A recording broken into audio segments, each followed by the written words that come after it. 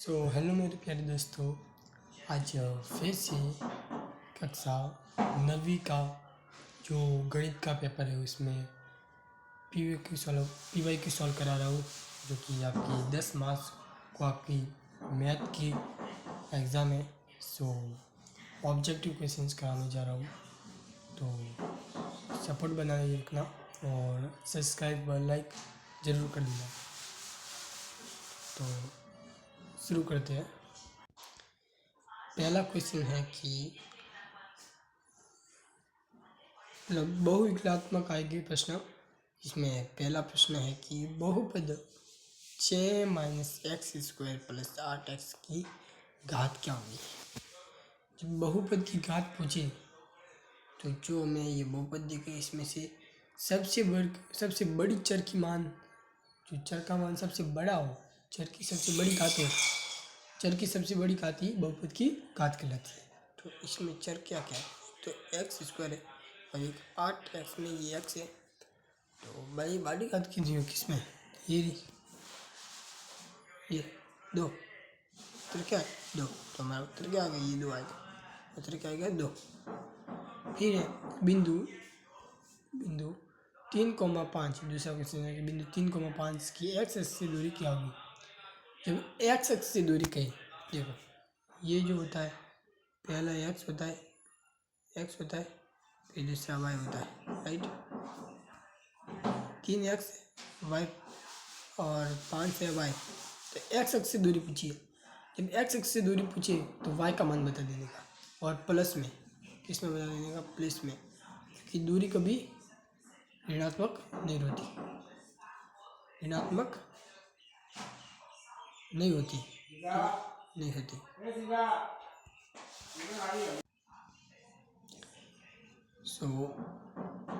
हमें पूछा है कि x अक्ष से दूरी क्या है, तो y का मान बता देंगे। तो y का मान है 5, तो क्या आएगा हमारा 5 आएगा। अब है हमारा जो तीसरा क्वेश्चन है कि रेखिक समीकरण 3x - 11y = 10 है। तो इसके क्या होगा, मतलब क्या हल होगी, अद्वितीय हल होंगे। अद्वितीय ने एक हल होगा, अपरिमित रूप से अनेक, बहुत सारे, अनंत या केवल 2। तो इसका उत्तर है हमारा, राइट आंसर है अद्वितीय, क्योंकि देखो इसमें चर का मान क्या है, एक रेखिक समीकरण है। रेखिक समीकरण में चर की घात 1 होती है, हल भी एक ही होता है। तो राइट आंसर क्या है, अद्वितीय हल। अब चलते हैं हमारा चौथा क्वेश्चन, जिसमें कहा है कि प्रतिच्छेदित रेखा एक दूसरे को काटती है कितने बिंदु पर। तो प्रतिच्छेदित रेखा कैसे होती है, ये प्रतिच्छेदित कर दी, तो प्रतिच्छेदित भी काटती है, कितने बिंदु पर काटती है, एक बिंदु पर ही काटेंगे, तो सही होगा हमारा एक बिंदु। फिर है 500 क्वेश्चन है कि त्रिभुज ABC में यदि AB बराबर BC है और कोण B बराबर है 70 डिग्री, तो कोण A का मान कितना होगा। तो त्रिभुज बना देते हैं, AB और BC, AB बना दिया, AB और BC बना दिया, और ये दोनों बराबर है, तो दोनों बराबर है, तो ये आगे वाले और B जो कोण है वो जो 70 डिग्री दिया, वो कितना दिया 70 डिग्री, तो ये और ये भी बराबर होगा, क्योंकि आमने सम्मुख भुजाओं के सम्मुख कोण भी बराबर होते हैं। तो इसे x माना, इसे भी x माना, तो x + 70 डिग्री बराबर कितना होगा 180 डिग्री। 180 की होगा, त्रिभुज के अंत कोण होगा 2x हो गया बराबर 180। ये प्लस का इधर का है तो माइनस का हो गया, फिर 2x बच गया, अब 180 में 70 गया तो 110 बराबर में 2 से काटेंगे तो x का मान कितना आएगा, तो x का मान आएगा हमारा 110 का आधा है 55 डिग्री। तो राइट आंसर क्या हो गया 55 डिग्री। तो अब चलते हैं हमारा छठा क्वेश्चन से। इसमें कहा है कि चतुर्भुज के तीनों कोण ये दिए हैं, तो चौथा कोण क्या होगा। तो चतुर्भुज के तीनों कोण दिए हैं और चौथा कोण ज्ञात करना हो, तो क्या करना कि जो 360 डिग्री होता है उसमें से इन सभी के योग को घटा दो। तो 75 और 75 तो जोड़ा तो कितना हुआ तो 75 और 90 को जोड़ा और 75 को जोड़ा तो कितना आया हमारा, आया 240 आया। कितना आया 240। तो 0 में से 0 कटा 0, 6 में से 4 गए थे 2 और 3 में से 2 गए थे 1, तो उत्तर कितना 120 डिग्री। तो हमारा राइट आंसर है हमारा 120 डिग्री। राइट आंसर है 120 डिग्री। ठीक है, तो अब चलते हैं हमारा 7वां क्वेश्चन, जो कि है कि वेद की सबसे लंबी जीवा क्या होती है। तो वेद की सबसे लंबी जीवा जो होती है वो होती है व्यास। अब एक बार समझा देते हैं। हमारा ये वृत्त बनाया और अब इसकी सबसे बड़ी जीवा ये जो केंद्र से होकर जा रही है, देखो ये भी एक जीवा तो है, परंतु ये केंद्र से होकर जा रही है, इसलिए इसे हम कहते हैं व्यास। ठीक है, अब चलते हैं ये 8वां क्वेश्चन से, जो कि दिया है कि एक त्रिभुज का क्षेत्रफल बराबर हो। एक त्रिभुज का क्षेत्रफल बराबर होता है, किसके बराबर होता है, 1/2 आधा इंटू ऊंचाई। किसके बराबर, 1/2 आधा इंटू ऊंचाई। तो राइट आंसर ये। अब यह 9वां क्वेश्चन है कि जो कि है एक गोले की त्रिज्या गलत लिखा है, परंतु चलेगा। त्रिज्या 2r है तो उसका आयतन क्या होगा। जैसे गोले का आयतन क्या होता है 4/3, 4/3 पाई आर क्यूब।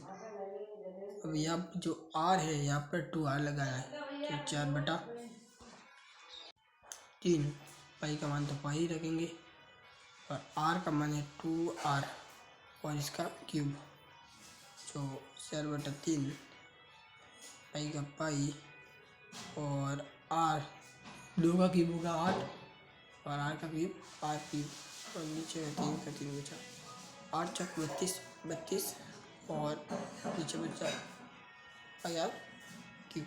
तो राइट आंसर क्या, राइट आंसर इज, सो हमारा आंसर है 32/3 पाई आर क्यूब। सो अब चलते हैं चलते हैं हमारा 10वां क्वेश्चन से, जो कि बोला है कि 2 3 4 5 0 2 3 4 5 0 1 3 3 4 3 हम माध्य कहते हो।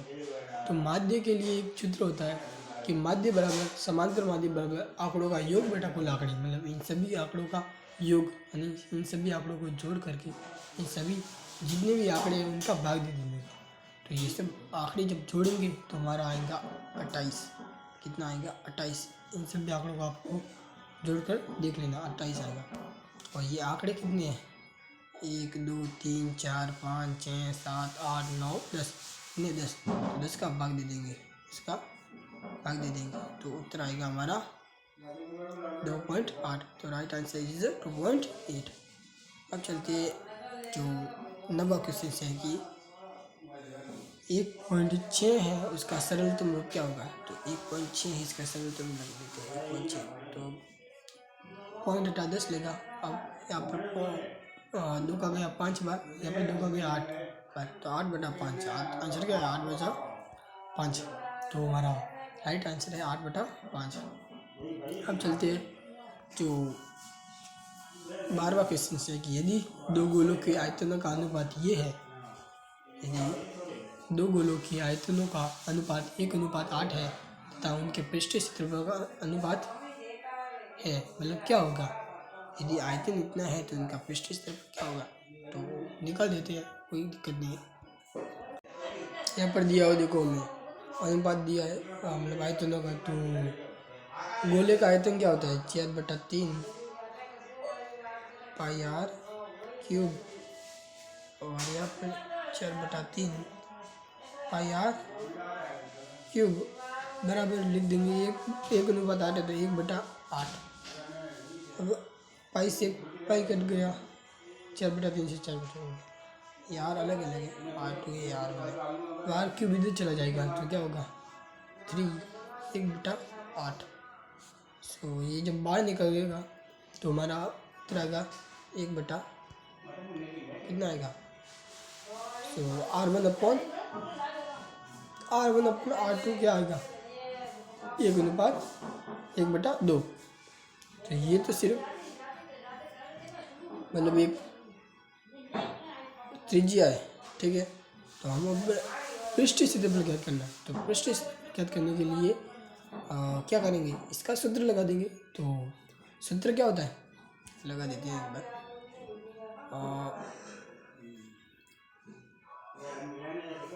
गोलों का जो पृष्ठीय क्षेत्रफल होता है वो होता है 4πr1 का स्क्वायर बराबर लिखेंगे 4πr2 का स्क्वायर। अब 4π से 4π कट गया, r1 का मान है 1 निकला था, 1 वो जब मैंने निकाला था 1/2 तो 1 निकला और स्क्वायर, और r2 का निकला 2 तो 2 का स्क्वायर। सो 1 का स्क्वायर क्या होगा 1 और 2 का स्क्वायर 4। सो उत्तर आएगा 1/4। तो राइट आंसर 1/4। तो अब चलते हैं हमारा,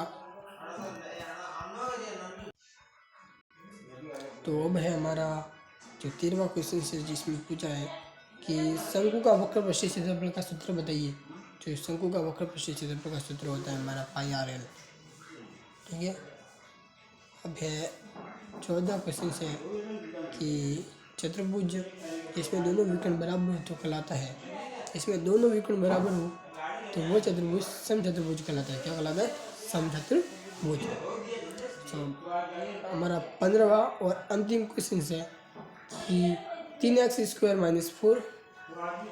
4x³ की घात बताइए। तो मतलब बहुपद की घात पूछी है, तो बहुपद में चर की अधिक क्या है 3, तो आंसर हमारा क्या आएगा 3। तो आज का जो PY सेशन है वो पूरा हो गया। सो आज के लिए बस इतना ही, और अगली वीडियो में आपको ये जो खाली जगह है इनको आपको मैं सॉल्व कराऊंगा, ठीक है। धन्यवाद।